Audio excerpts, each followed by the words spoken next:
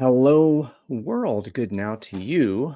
This is Amplio this weekend. Amplio. I will get that right at some point. Maybe we'll change the name of this. Who knows? I am Ryan Erickson. You probably know that if you've seen my face before. On the screen, almost in the penalty box, soon to be on the screen, is Al Shalloway. Hello, Al. Hey there. How are you? Hey, Good Friday. It is not Good Friday, but it is a Good Friday. That's right. Good way to be, good way to do. Our stated topic was about limiting beliefs, Oh, it's still and you over. have limiting. I kind of went a little bit provocative with it. It's like you have limiting beliefs. The good news is, you can get over them. So that's that. What is alive in you? How would you like to go, and what would you like to talk about today?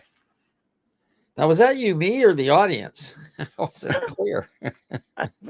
Actually, we'll include everybody here because I had an intention when we were talking about this in this week in Amplio. One of the things is I'm going basically not out of the country for a bit.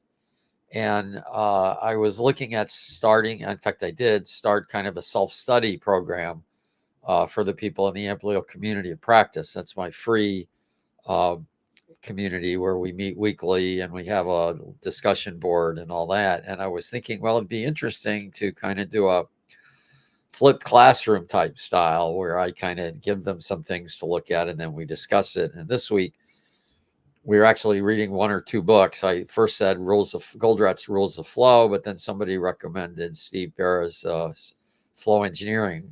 Both are good intros to Agile from different angles. One's more practice oriented, I suppose. That's the Goldratt's Rules of Flow, and the other is a bit more theory, but really good stuff. Steve knows value streams really, really well. Karen Martin and he, I consider the two top experts in value streams from an Agile perspective. I'm jealous. What can I say? But I learned from them, so that's a good thing. All right. Yeah, already have a couple folks here saying hello, Frederick Hi, Frederick. Great. and Hey, Tony. Tony and a LinkedIn user. I don't know who. Somebody else there. So we'll get him up. So yeah. hello, everybody. Yes. So one of the things, though, when I was starting this self-study group, it seemed to me that what was important to start with is getting rid of the limiting beliefs you have. In other words, everybody wants to jump in and learn new stuff, but it's like the old Zen master discussion where this expert of all sorts comes in and he tells the Zen master how expert he is and all this, and he wants to learn now, from the Zen master, and the Zen master starts pouring tea in an empty teacup, and it keeps pouring and pouring, and it overflows, and the expert's looking at him dubiously, but doesn't say anything until the tea's overflowing, not only the cup but the saucer, and is about to spill on him. He says, Zen master, don't you see your cup is full? And the Zen master says, yes, just like your brain. You've got to take the stuff out of your head that limits you. So that's why I got the idea of doing the limiting beliefs this week, at least for the ACOP and the Amplio itself. We did two other things, but and I guess ones worth talking about. One thing we did is we did a whole series we have this thing called a global positioning system based on how do you see where you are and where you need to go. And they're really weird. I mean, totally almost absent in the Agile space idea, very out of the box, thinking that before you try to improve yourself, you should see where you are, doing diagnosis, and then come up with a solution based on that, instead of coming up with a predefined solution called a framework I got certified in. So that's one of the disempowering beliefs, that we don't need diagnoses. Or that's not quite a disempowering belief. It sells itself. It's more of a wrong belief that tends us to go in the wrong direction. So I was thinking about that. Yeah, that you can find what's wrong by applying again this it doesn't whatever state you have, as opposed to doing observation, understanding, kind of analysis, and whether, again, we could about the semantics of it, analysis, understanding, research, ethnography, that kind of stuff, knowing where you are. So there's no question once you get started that you can adjust and continue, but what you get started with is important. Do you take a incremental approach? Do you take a flow approach? Do you what core beliefs do you have in the whole thing? So that's why I'm starting that community for the next 3 weeks in the uncovering disempowering beliefs. And so we anyway got the GPS, which is really nice. I'm probably going to do an overview of it for the public. It's something that's in the Amplio University. It's very powerful and very cool, and I think we finally got it nailed where people understand how to use it, because it is fairly sophisticated from the consultant's point of view. See, this is the other thing. This is maybe a disempowering belief that people aren't recognizing. Oh, maybe that's another one. I'm making a list on a board that Ryan will show you in a little bit. And I keep coming up with new categories of disempowering beliefs. See, I've always thought disempowering beliefs are things that limit you, but here, let's see. So I just kind of lost what I was thinking of. This new kind of disempowering belief that you don't need to do something, I guess. Belief saying you don't need something. So anyway, so we got the GPS. That was a big thing, and then what we're starting on is a whole bunch of projects in Amplio University. I'm, my mantra, my purpose, I guess you could say. Well, I won't say my purpose in life, but in my business life, because I've got family. My wife will tell you in demands she's number one, and I'm happy to do that. I'm a very happy guy. Yeah. In my family, I've got great kids, great grandkids, and, my health and things like that. But in business, I'm really trying to do two things. And one thing is, well, the driving thing actually is one thing I'm driving from, but it causes two other things to happen. Is I've talked about it before, the technology gap. And then I look at what slows what causes this gap between what's possible and where we are. And one of them is kind of an anchor, kind of like these disempowering beliefs. They hold us back.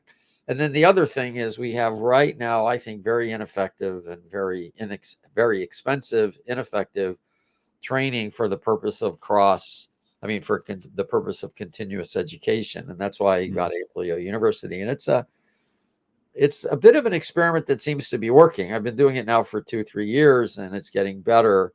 We use a different training technique. We use different ways of presenting materials and organizing materials and working together.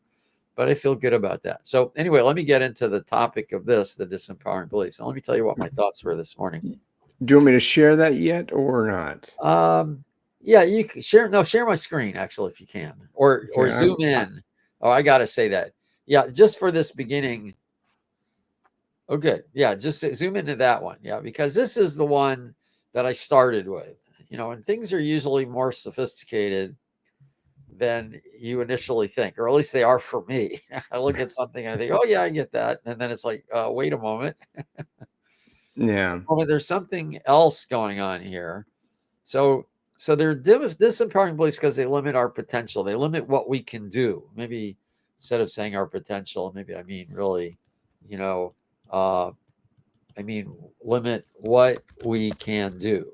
So like people say, well, we're in a complex situation, so you can't get to root cause. And I say, well, no, that's not true. You can find a lot of the cause and effects that are out there. I've talked about that.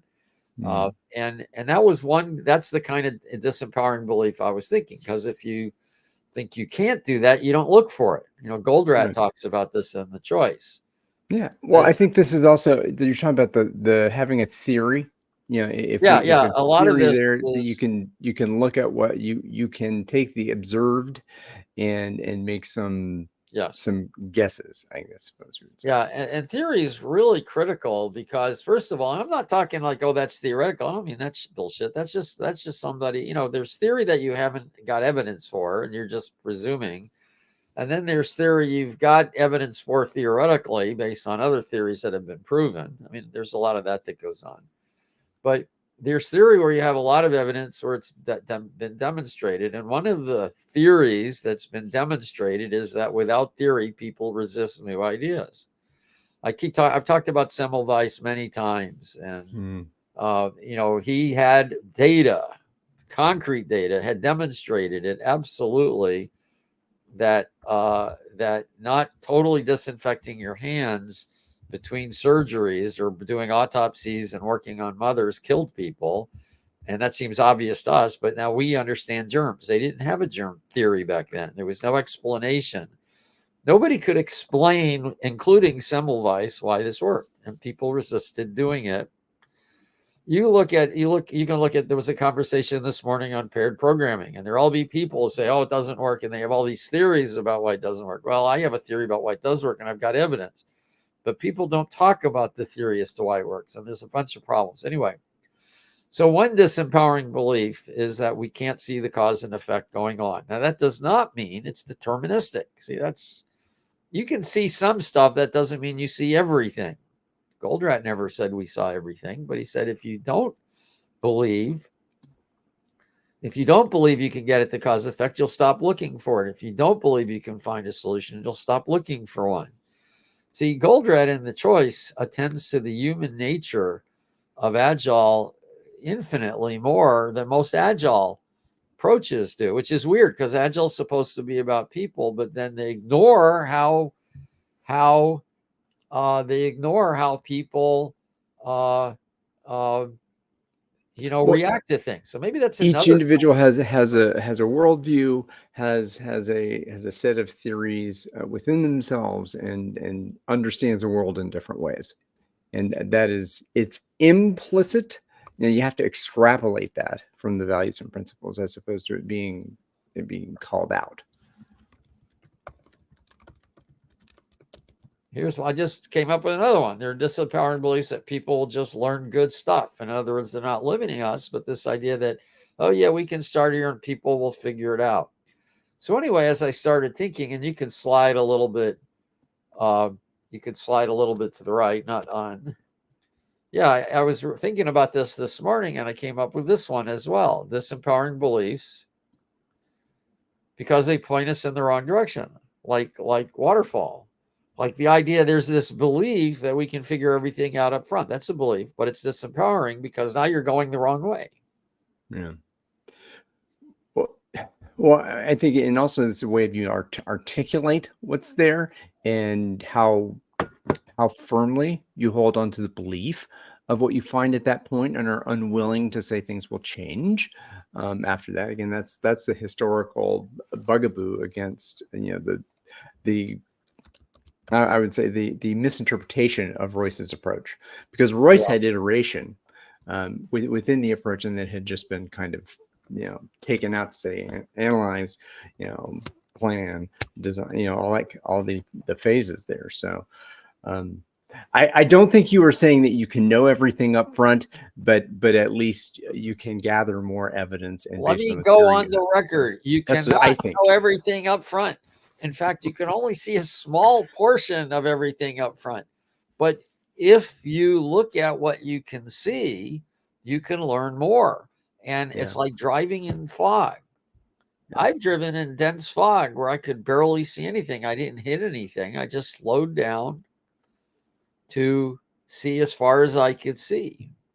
And then I could see the next little bit. I could see the next little bit. And it turns out that that's a poor metaphor in one way and a good metaphor in the other way. It's a good metaphor because it shows I can drive forward without hitting anybody. It's a poor metaphor because in reality, you don't have to slow down much. You just have to look near term. In other words, you can be developing as fast as you want. This idea that Lean tells you to slow down, I've never bought that. I don't slow down. I'm not lazy. What I do is I take time to look at what I can do, but that's not doing anything.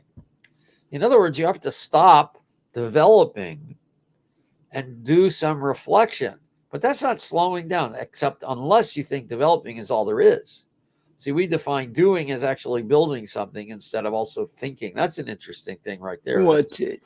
Thinking while doing in constant reflection, as opposed to That's not slowing down. being locked into only a periodic reflection. I think That's right.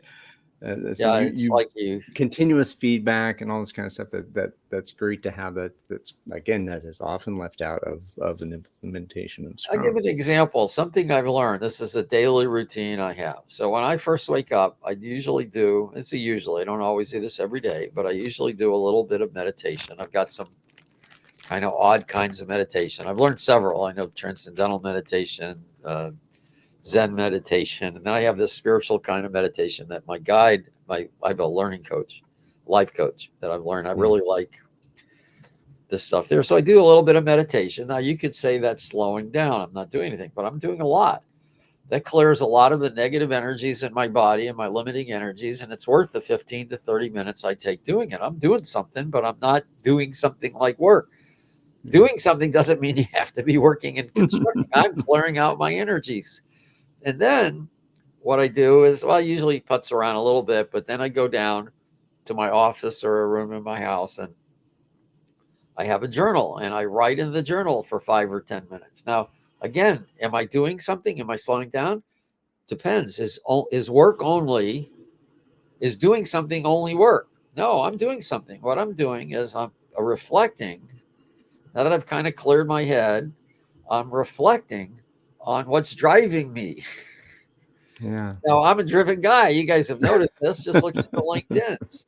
A lot of the things that drive me isn't good stuff. It just Mm. drives me crazy, actually. I got to say this, I got to say that, or I'm upset with this, or I'm upset with this. Now, if you haven't known me for more than a year, um, yeah, very nice point. It's prepping for a flow state. That's exactly what it's doing. The first thing is I look at is I clear my head. Then I'm looking at where I'm still at and what's driving me. And then I decide, what am I going to do today? And that takes me about an hour every day. Am I doing nothing? I'm absolutely not doing nothing. Yeah. As I love what you just said there, Tony. I'm prepping for a flow state. I'm prepping to get productive. I'm prepping to set myself up so I am actually able to be productive all day. And sometimes that productivity is taking a nap with my kitty because I need a little rest.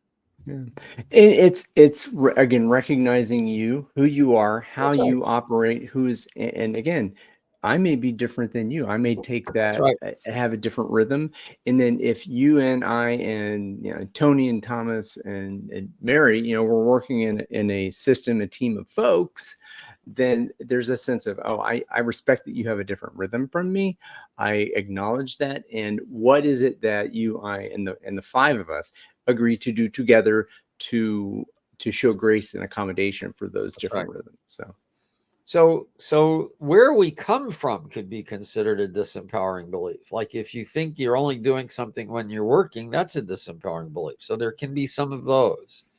So anyway, why don't you go share your screen again like you were, because I just want to go through these and then I want to invite people to do something here. So then I was thinking about it that there's also these disempowering beliefs to the right of that. Go to the yeah. So also I put one down there. This is one of Um, the things that really, yeah, this one that they're this one, disempowering beliefs to defend themselves. I see this all the time. I see people who complain that their approach is misunderstood. Oh yeah, well they just didn't understand that, as if that explains it away. When in fact it means no, you didn't say it clearly. So I know you can always write something that somebody can misunderstand. I know mhm, that's possible, but the question is, the moment you explain away the fact that it was misunderstood as their bad reading instead of your bad writing, you disempower yourself. One of the well, things and I'm sorry. no, I was gonna, and it's the idea of being open to and being curious and say, hey, this is my assertion about this. And this is my approach. This is why I have that approach. No, And say, oh no, I disagree. Well, what is it? Is it that you don't understand? What is it that you don't understand? And might we have a bit of a conversation about that? Because there may be others who, if we're talking about this, don't agree, don't understand, and they have different different disagreements yeah. within Why that. don't you So scroll down? Here's another one I learned early in my coaching career, that believing people who don't move forward are not open to new things. And the moment you believe that, see, now the reason you can't convince them is because, or they can't get them to see new ideas, it's on them. It's not on you. That's yeah. disempowering. By the way, some beliefs aren't, it's not a question of whether it's true. This is a big insight. Here, I want to put this in a special color. Do I need to follow you here also? You can, yeah. It's not a question of if it's true. Oh my God, you're not asking for truth. No, I'm not asking for truth here. It's a question of if It's useful. Hmm. This is another interpretation of George Box's, memorable quote, because I've had it interpreted now two different ways. The right way, the way I think, and the wrong way. No, I'm just kidding. Oh, I found I before you go into George Box, I actually went out there. I found this Medium article that goes into a whole article about what you think Box is saying is not really what he was saying. So, Well, yeah, that's the other opinion, but I think he's saying both things. but yeah, okay. So I'm going to try and find the article now as we go through Yeah, it. find the article. I was reading that. And let me see if I can explain it, because he says all models are wrong, some are useful. And there are two ways to interpret this. And one way to interpret this is that this model is wrong. We know it's wrong, but it can be useful, so we're going to use it anyway. I think that was the point. And that isn't how I've often used it, but I think that's a very good idea. That, okay, yeah, I know it's wrong, but it works. But there's another way people use it incorrectly, was all models are wrong, so this is good enough. And therefore stop trying to make it better. See, I like to look at George Box's both ways. This model may not be right, but it's useful to use. That's good with me. But at the same time, this model is not quite right. I can be improving it because I know it's not perfect. And I think both of those are flip sides of the same coin. And I think both are useful. And yeah, if you find the article, it's a good article. Because somebody pointed that out to me and I read the article. They were saying I was taking George Box out of context. Uh, but again, I don't think I was. It's just a question of different interpretation. Yeah. So And, this was the big one for me, was that believing people who don't move forward are not open to new things. See what happens, and you all had this experience. That's the one to the right there, Ryan. You've all had this experience. You're talking to somebody and they just sound totally closed down. Now, sometimes it's because they're totally closed down. Sometimes that being totally closed down is happening because that's just the type of people they are. Very often it's due to two other things. One of two other things. One is you may be triggering something where they're kind of in an earlier similar situation, and that's really what's in front of them. And the other one is they just may not see something. So if you believe they're not open to new things, these three cases, you're stuck all the way. So let me put these three cases here. One, truly shut down. There are people who are truly shut down. Then you have to well, decide, is it worth your effort? and what is it that's shutting them down? Again, do you have time? Do you care what's at stake? All those questions you ask about what is this person willing to dance with me on that topic? Why are they shut down? What do they have in their past that caused them to hold on to this belief so tightly that is in contrast with your belief? Yeah. And so that's, yeah. I guess I'm just arguing the shutdown part. Yeah. But you see this all the time, that Yeah. people, oh yeah, they're this or they're that, and maybe they are, but who cares? You're not going to get any result from them if you take that attitude. And I've worked serious miracles at times. I'm not saying it happens all the time. I wish. Uh, but I know that it wouldn't have happened if I'd actually believed this person was a jerk. I've mentioned this, I've written it up in my book this time, that I had somebody else leading a course for me because I didn't have the certification to do it. I knew this stuff, but I had to be a certified person for it. And all my trainers are out at the town at the moment.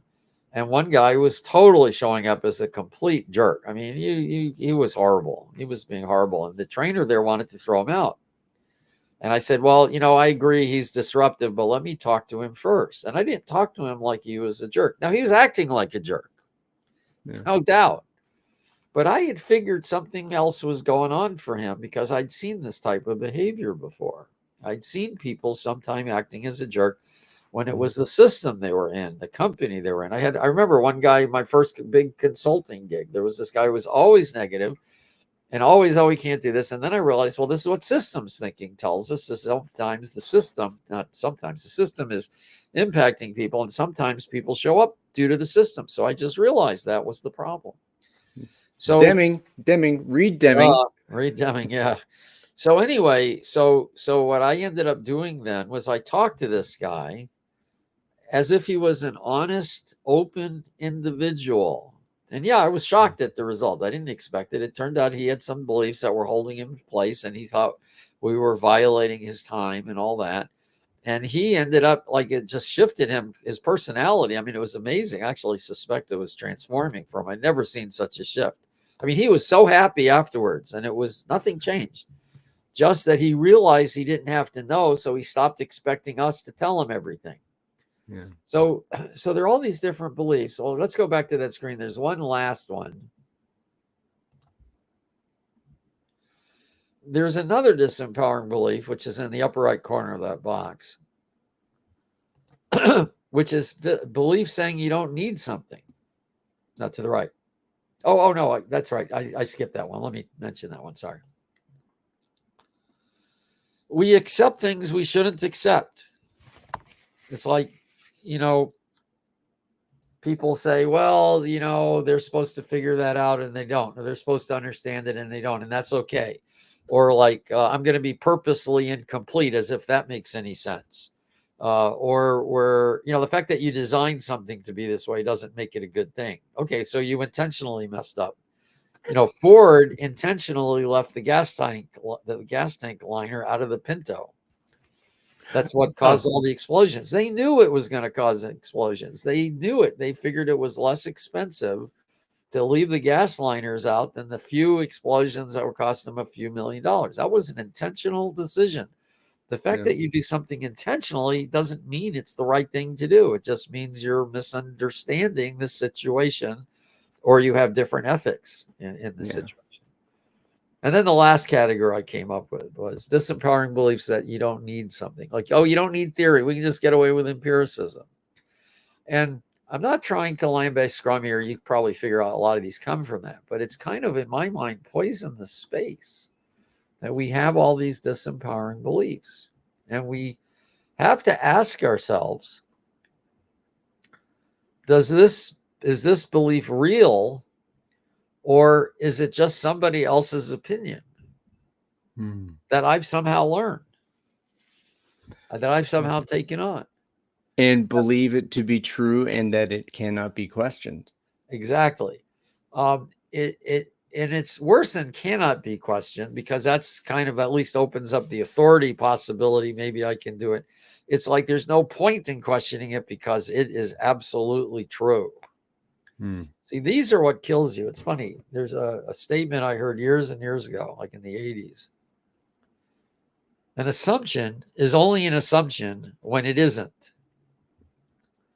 Okay, now it's not, yeah, I know that's the reaction everybody got. What the hell? What is he talking about? Assumption is only an assumption when it isn't. So if I tell you something is an assumption, I'm assuming this. Now you know that's not quite true, right? Because I said it's an assumption. I'm assuming this. Okay. Well, let me ask you this. Is that really what an assumption is? Is an assumption stating something as being true Accepting where that you're it is saying true. you need to examine it. See, maybe there are two types of assumption. There are stated assumptions, but when there are, I guess there is a difference. There are stated assumptions where, okay, and then if this doesn't work out, I'll take a different path.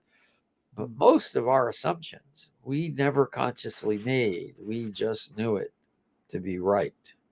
Underlying assumptions, implicit assumptions, you might go into bias. It's not something you're asserting, you're making explicit. It's just there. Yeah, the implicit assumptions, the tacit assumptions, but the assumptions that you know to be true are different than the assumptions you're stating as that you're stating as, well, I'm assuming this, or let's predict this and then see what happens, and then we'll come back and reevaluate this. Well, it's also there's some other, we're talking about theory, and what is theory? And it's like, I am making an assertion. This is my hypothesis about this, and now let's test this hypothesis against this theory. So what can be learned from that testing? So that, how do you adjust? Oh, reflect and adjust. Hey, that's one of the principles in the Agile Manifesto, which is valid. Yeah, except what you want to do is not just reflect and adjust your actions. You want to make sure you reflect, adjust your actions, and your understanding of reality. And that's not explicit in the Hmm. manifesto, certainly not in Scrum when you have empiricism only. Hmm. Adding Eh, this alone, adding what's the theory? Why does Agile actually work? Why does it work? Why is it that all this good stuff happens when you do what the Agile Manifesto tells you to? Although I actually think the AM is flawed, but I don't need to go into there now. In fact, that's another one. That's a disempowering belief. Oh, I just got another one here. Disempowering belief. Uh, a disempowering belief when you think you only have to look at part of something. Disempowering belief where you're only looking at part of something. Like the Agile Manifesto was very team centric and was so you're ending up focusing on the team. You're also focusing on software, but they obviously state that. Uh, but what if somehow we've assumed that it's okay to take the Agile Manifesto and apply it everywhere? Well, where did that assumption come from? Except we don't consciously talk about it. That's an example of all this. Anyway, you're getting an idea of what I'm talking about here in this list that I've made. Here, why don't you I could keep talking about these. Maybe I should share my screen just to show one thing, and then you can share this board. yeah, I can share the link to the board in the comments. I think I'll Yeah, and do that. I tell you what I'd like to do. I've talked enough. Oh my God, Al just said he talked enough. I bet you all had the disempowering belief. Al would This is never say recorded. that. This is recorded. Believe me. Yeah, I need that 30 seconds, and then people will just say, "Oh, you took it out of context." 7-second delay. Yeah, we don't have that. Okay, so I've got a board, and I just wanted to show you. I'm not going to use this to talk about things so much, but so if you come down here on this board, you'll see this little thing. That's like a table of contents. If you click this, see this workspace. I made this workspace. This is where I want you to only do things in here, please. Okay. But I'll give you an exception. You can. See, you don't have to go to start here. I want to show you this. I have created, this is one of the things we do in Amplio University and the community practice and in fact, I'm going to set this up to come at it from the problem point of view. Like, what are some disempowering beliefs? What are the problems it causes? What's the Amplio attitude? In other words, what does Amplio suggest? How to accomplish this? And what are some of the benefits? It's still a work in process. But I also have this thing called, excuse me. Oh, that's, I was looking at the disempowering beliefs over here, but I also have these problems and solutions. These are a lot of problems I see people have, their causes, their solutions, etc. So what I invite you to do is did you put that in the link? Yeah, the Lucid board's in there. I'm going to Yeah, put that yeah, on yeah. That LinkedIn in should just give a you second. access. You shouldn't have to sign in. Now, if you have a question over here in this section of the board, just put a comment in. All you do is you double click and it'll put something in there. It's okay if you do that. But what I really want you to do is, instead of looking over at what I did, is come over here, click this here, and they take the workspace. In fact, I just realized I can make this week in Amplio workspace. Come over in here, and I've set up a whole bunch of columns here. And why don't you,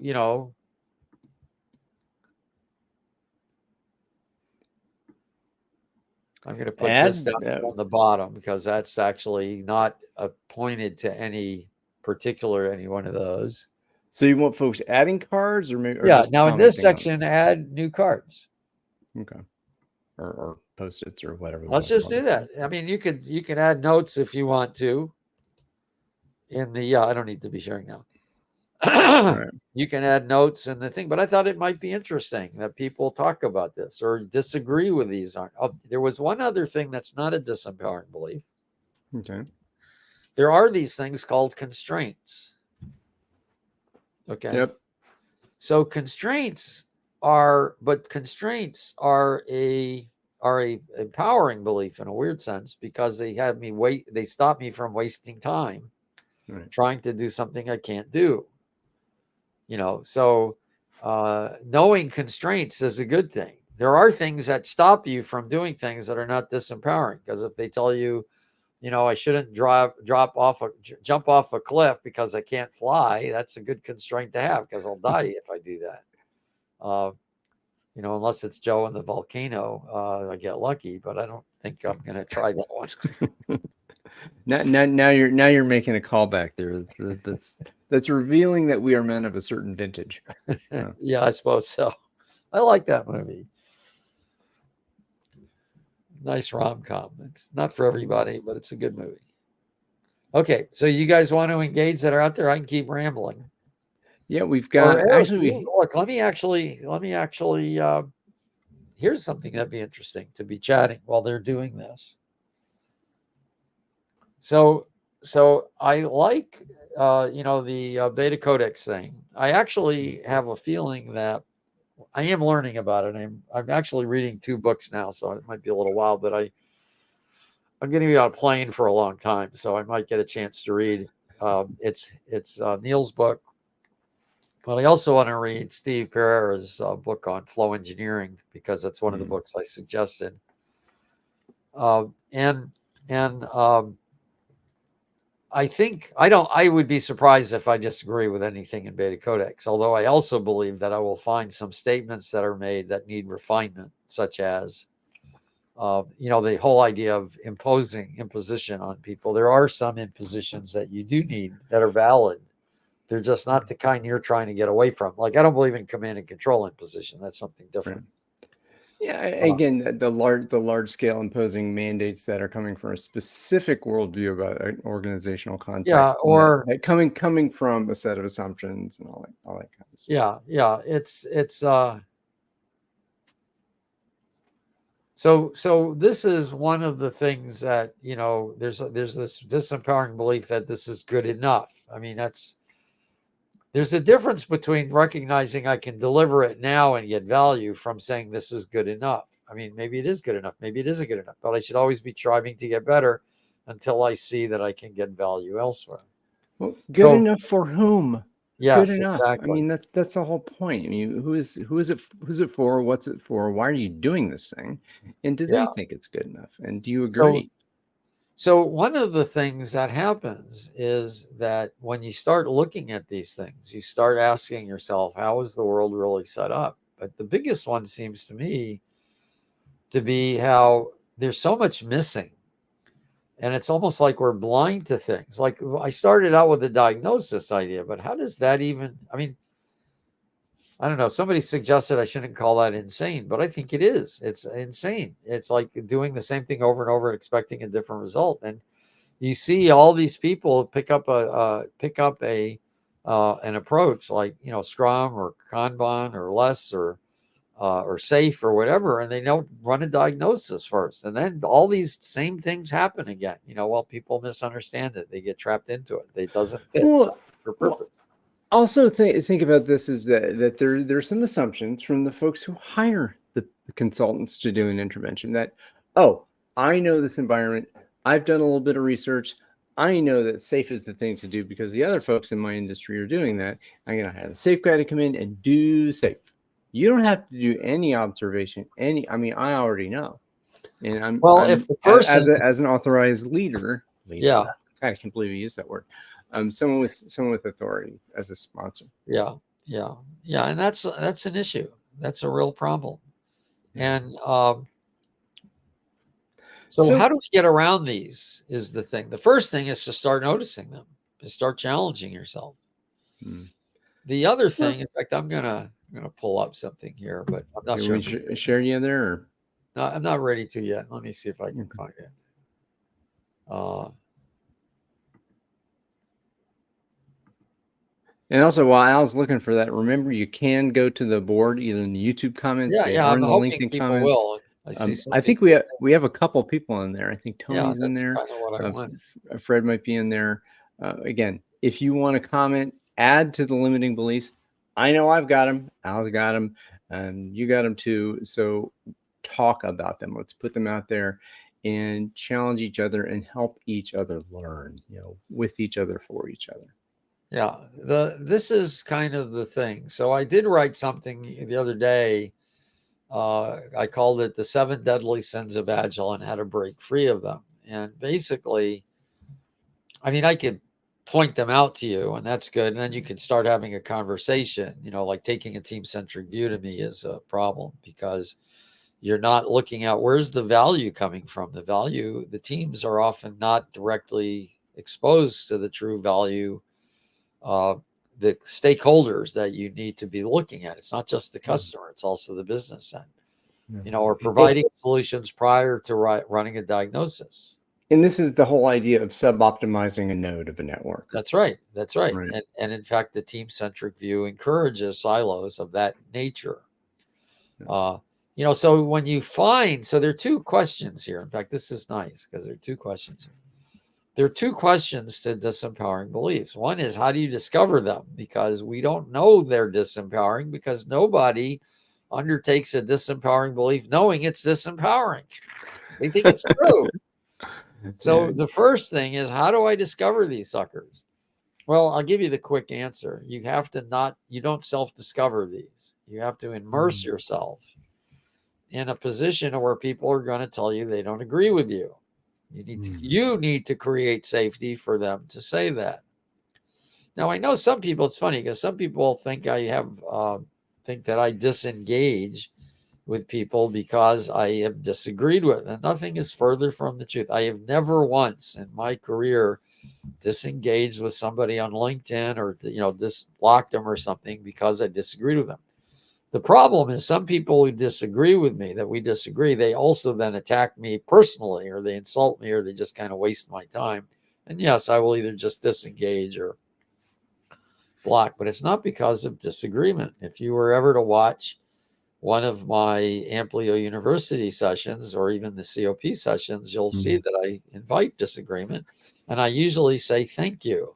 Actually, Well, and the aces as well, right? You go now in there ACES because is part of the Amplio University. That's right. yeah, so Yeah, you it's gotta gotten get to back. be a joke almost, and I'm expecting certain people to sometimes if I've said something and nobody responds, I'll call out a couple people that historically are always disagreeing with me. Yeah, you send a test balloon out there and say, Yeah, it's like, do you agree with this? I mean, okay. yeah, So if you're going to discover, the way to discover what your assumptions are is it's like, man, it's like what? Water to the fish, air to the birds, and man to themselves. We cannot see our assumptions. So find somebody you like and somehow engage with them. If you're bringing somebody in for improvement, find a consultant. I would suggest you find someone whose work is based on flow, lean, and the theory of constraints, because otherwise they're going to have a lot of these. Read a few books like Flow Engineering and Goldratt's Rules of Flow are 2 that come to mind. The Choice is another really good one. Join the ACOP. It's free, because we'll do that. We just kicked off this 4-week study program.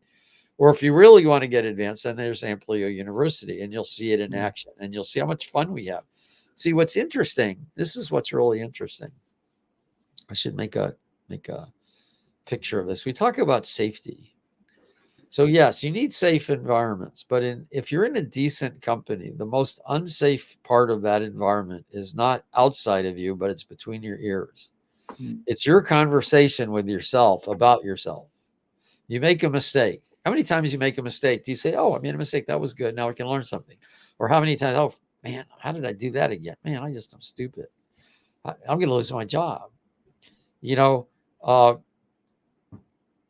the the the second the so there's this idea of the safety is you have to make it safe for yourself, and this takes a long time because we were brought up as little kids. When we're little kids and we're brought up, we're very impressionable. We take on a lot of the attitudes of our parents, and if they say, "Oh, you shouldn't have done that, you're bad," see, you don't tell kids they're bad. You can say they did bad things, like tracking the mud in the house. Please don't track mud. That's bad behavior. See, that's different than them being bad. They're not bad. They made a mistake. And maybe they do have a bad attitude, but then talk about that, not the behavior. The behavior is one thing, and who they are is another thing. But we are ingrained in this. So when something goes wrong, we tend to berate ourselves. So the first thing you have to do is recognize that when you've learned something, you're actually in better shape now that you've learned it, even if it was learning you were doing it wrong. But we berate ourselves instead of saying, "Oh wow, I just made a mistake. Now I can see how to solve the problem." That's Give just yourself a little bit of grace. I mean, that's what you're talking about. Giving yourself grace to be able to giving say, yourself grace. Even encourage the errors. Don't go out trying to make them, but notice errors are an opportunity. That takes all. You know what? I think I hit this when I was 71. I'm 72 now, so it's not something that happens fast. But no, I folks, really don't think it's worry. It can happen whenever. whenever. But that's really, yeah. Edison recognized this. That's right, Tony. Uh, it's really important. Um, so these are things. How to avoid being trapped is one thing, but then look at the underlying beliefs, disbeliefs, and I talk about these 7 sins, and they're all based on certain underlying beliefs. So taking a team-centric view, well, no, switch, take a value stream view. Providing solutions prior to running a diagnosis, no, do a diagnosis. See, some of the disempowering beliefs, when you see them, it's just obvious. Oh, I know what to do because that's not right.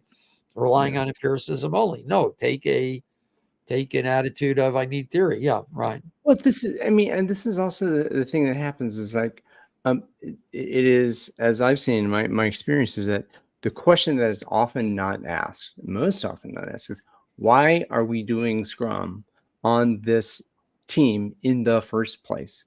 Yeah, What is this solving? How is this helping the team? What are the team's rhythms? Do the team's rhythms need to be changed in this way? What might be an approach that would be fit for purpose? I think this that's is, right. again, this is why for Yeah, me that the Amplio work makes a lot of sense, yeah, is because you can observe and decide which of these pieces will get you where you want to go as a team and as a product development team or as a team of teams. yeah. Now, sometimes you open, yeah, absolutely. I mean, that's part of what, and I've talked about this. I've actually said that there are places Scrum works extremely well, but nobody, when you say, oh, it works to solve complex problems, great, but it doesn't work to solve all complex problems. There's Yeah, context for it. So keep yeah, going. yeah. Saying it works to solve complex problems when you're in knowledge work is like saying it works better. It works well when people are breathing. Mhm. I would say most methods work well when people are breathing than when they're dead. But Fair. it doesn't give you much, doesn't limit Yeah, it much out.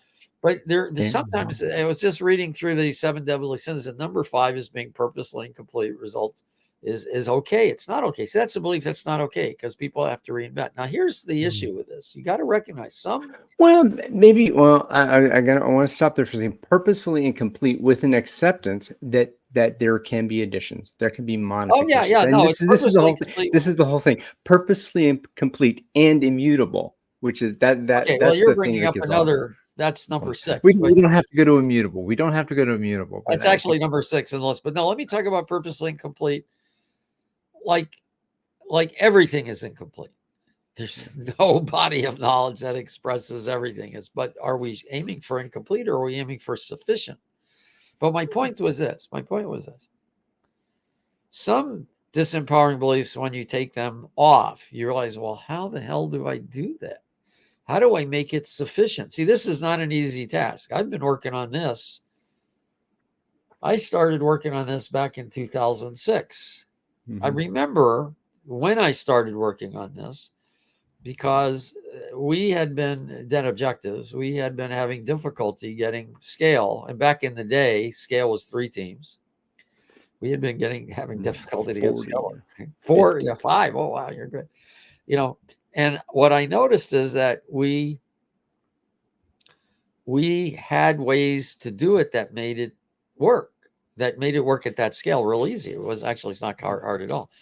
And that I started to notice that the different consultants I had at Net Objectives, because I gave them freedom to work how they wanted to. I was interested in the results. The results were what I was saying you have to get to, but how you get there was up to them. I mean, these were smart people. I mean, what am I going to tell them how to do stuff? I was learning more from them, I think, than they were learning from me. So We ought to have some of those folks in this forum at some point. It may be quite interesting, or that to could be, acknowledge their contribution to yeah, it could your be learning. interesting actually. This goes back a long way. But Might be. anyway, the point is that this is not an easy task. I went through about literally 5 or 6 different generations of structure to get to a point where Amplio, I'm very confident Amplio is the right structure, but I mean, it's not the first generation. It built off, oh my goodness, the inflection point system. I had 2 versions of that. There were 2 or 3, 4 things. Flex that I took to the PMI. That's something I built at Net Objectives as well. Amplio is like the 5th or 6th generation. And the reason it's the one I'm actually feeling comfortable with, it's designed to grow and change. The others were as well, but not as well as Ampla because it didn't have quite the foundation. I needed what I learned from Goldratt to do this. But anyway, it's a difficult problem to make something purposely sufficient. It's like it's really easy to write math tables, like addition tables, but it's harder to teach someone how to do addition. So that's a tough problem. Now there are ways to do this, and we've actually got this structured in Amplio about the foundations, and then what capabilities do you need, and then how do you find your best practice in your situation. And we've worked this all out. We're filling it Yeah. in. It's taken me 3 years on top of the 15 years before that. Yeah, that's 15 years before that. So this is not an easy problem. So sometimes you get rid of a disempowering belief, and then it's, oh my God, what do I do now? You It know, totally tears apart everything. it Um, can. And if you're trying to, I'm sorry. this, oh God, I'm trying to think. I forget where I heard this. It was a book I was reading on change by Damon Santola. Great book, by the way, about complex contagion versus simple contagion about ideas.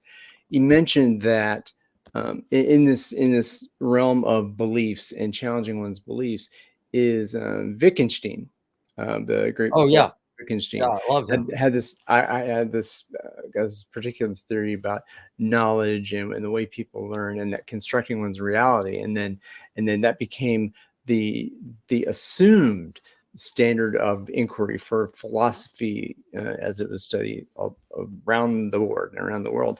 And then later on, and it said, this is the most fundamental theory of philosophy. Then later on, he said, don't believe that. It's crap. I'm going somewhere else with it. And I'm like, and even to this day, there are folks that are so committed to Wittgenstein's first theorem. I forget what it's I've called. got to And read this. I love Wittgenstein. Of course, he said once you understood him, you knew that's not what he was talking about. So, it opens the door. Probably George Box, the Al Shalloway of the world, maybe that kind of thing. I didn't. Yeah, he was pretty far out there, but I thought it was interesting. But yeah, I see this here. I don't think I've ever bought this. So I think I'm going to put this on my reading list because I like it. It's good rated. How to change, how to make big things happen. I'll get it as an audio book because it looks like, or does it have a lot of diagrams? Is it one I could listen to? I've only read it as an audiobook. It's very, very, Oh, okay, good. I very love easy, very audiobooks. interesting. See, this is a limiting. I'll give you a quick limiting belief that I hear around me all the time. Commuting is a waste of time. Not the way I do it. I used to commute. One of my first consulting gigs, I lived in East Seattle, actually east of Seattle, and I had to go down to Tacoma, which was a 45-minute commute each way. And I don't like sitting idle, as you might tell. You talk about texting while driving is dangerous. Operating a full computer system, writing a LinkedIn blog is much worse. No, I'm kidding. I'm kidding. I'm thankful that you made it through that and that you're here Yeah. today. No, I didn't mind the drive at all. I Yeah. would listen to audiobooks. I'd listen to Yeah. tapes the whole time. It was very relaxing. I was saying, look, I'm getting in the car. When I get to where I'm going, I'll be there. And I would, if I needed to get to work by a certain time, which I really didn't need to because I was mostly doing it by myself. But if I needed to be there, well, I want to go for 8, but if I'm there by 8:30, it's okay. Then I would leave at like 7:15 and I wouldn't worry about it.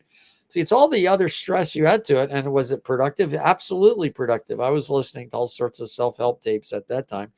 They didn't have quite audio books. This was back in 99. So I didn't have the quite audiobook library I have now. Yeah, 10 cassettes that you Yeah, yeah, I was throw the cassette in, throw the cassette in. But now I have, I'm in whatever you call it, audiobooks, and I listen to things all the time. And sometimes I say, oh, let's just drive because it's fun. And sometimes I don't want to think at all, and I drive sort of not doing driving meditation. I got to pay attention, but I'm not thinking about anything, and that's this is relaxing. I did that just the other day. I'm overwhelmed. Let's just drive. I'll get there. I'll get what I need done. I'll come back and I'll be all good. So we limit how we can learn. And this is the point. We limit what our lives can be like. And now you can go and I've resisted this, but I'm going to mention it. I don't talk usually about, life coaching in my work because that's not why people are coming to me. But they're the same disempowering beliefs we have in our life about what we need and all that. And once you start looking at these, you find that it's hard to find them by yourself. It's one of the reasons that, it's great to have a partner, have a life coach. But it just occurred to me, some weird thought, just my mind just jumped to. People have been debating about pair programming. Well, let me tell you this. I have done pair programming. I've also done pair working, where I learned that pair programming was a good idea back in it was 96. At the time, I was both CIO and CTO for they were a hair salon products company, but they'd bought my company, which I had the best hair salon product software at the time. So I was the CTO for that, and I was the CIO for the hair salon company because they had the whole inventory control. I was a busy guy.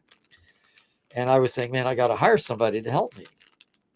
So I hired somebody to help me, and I said, wait a moment, I didn't think of something. Nobody else can train this guy but me, and I'm too busy to train him. Oops. Exactly. Crap. Yeah, exactly. You were there. That's exactly what my thought was. Boy, that was a tough gig, Al.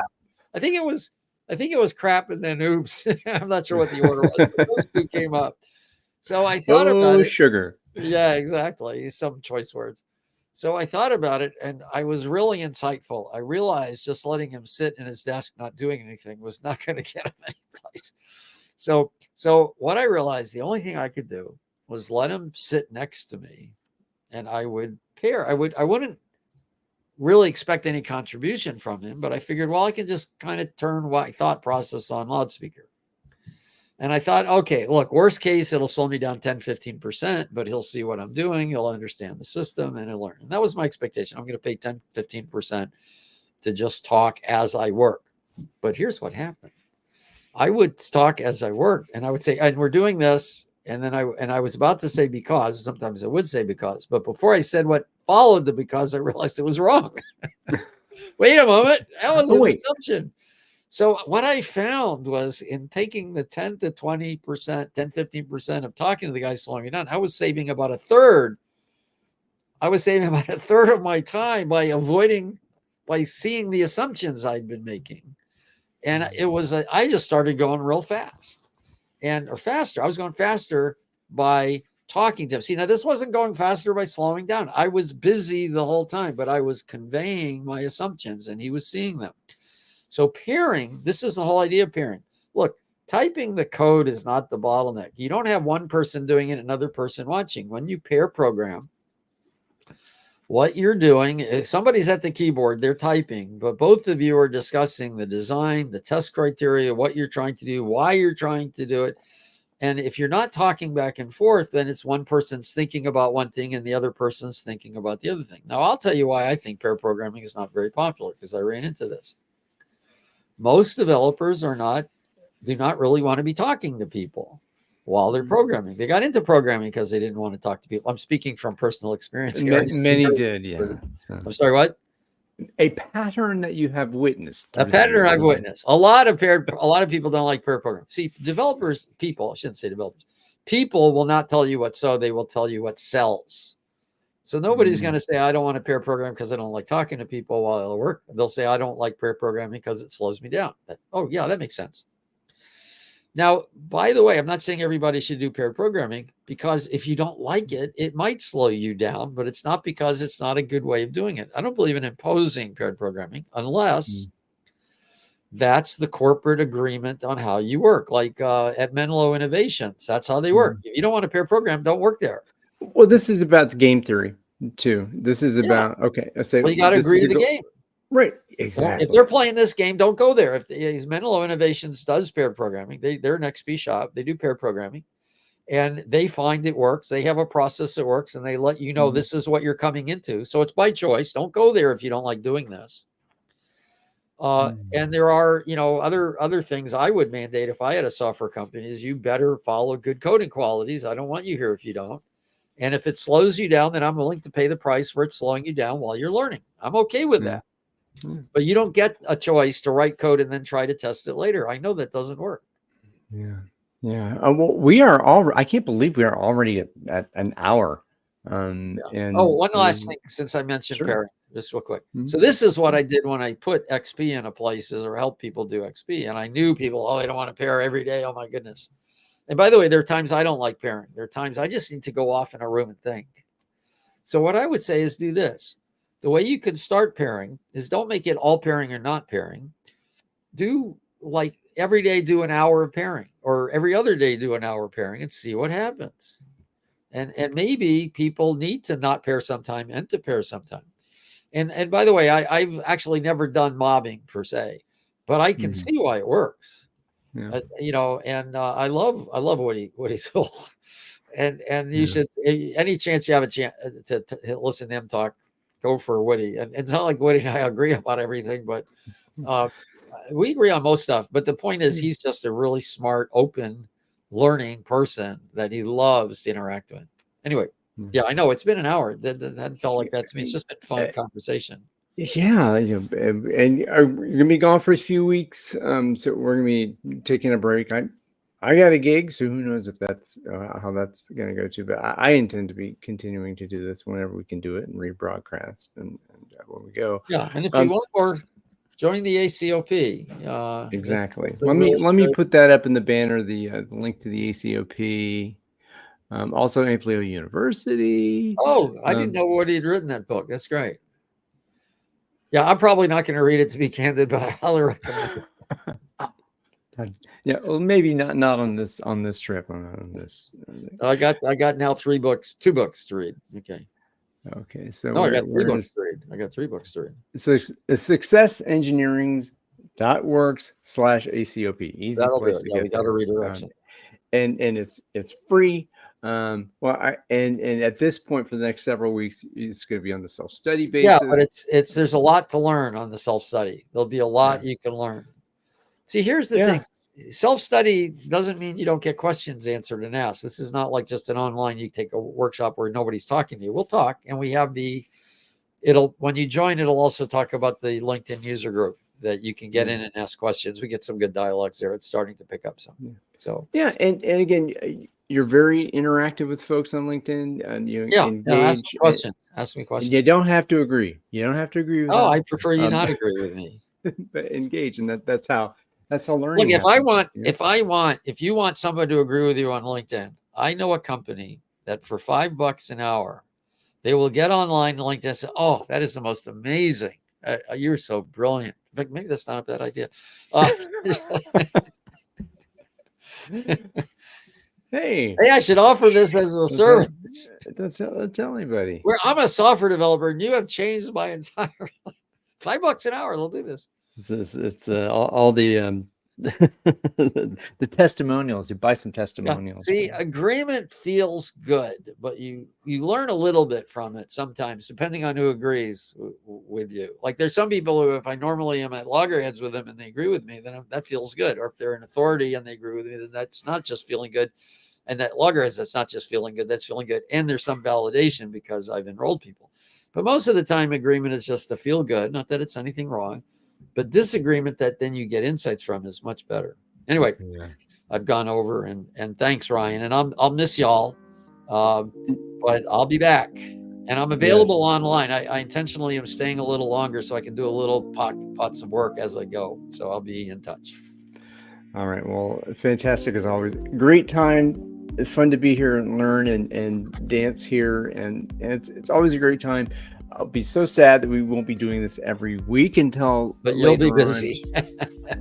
I'll be busy, hopefully, and then we'll all keep each other busy. So, um, all right, folks. Thank you for the precious gift of your time, attention, and grace.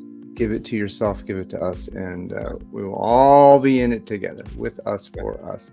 So, see you later. Take care.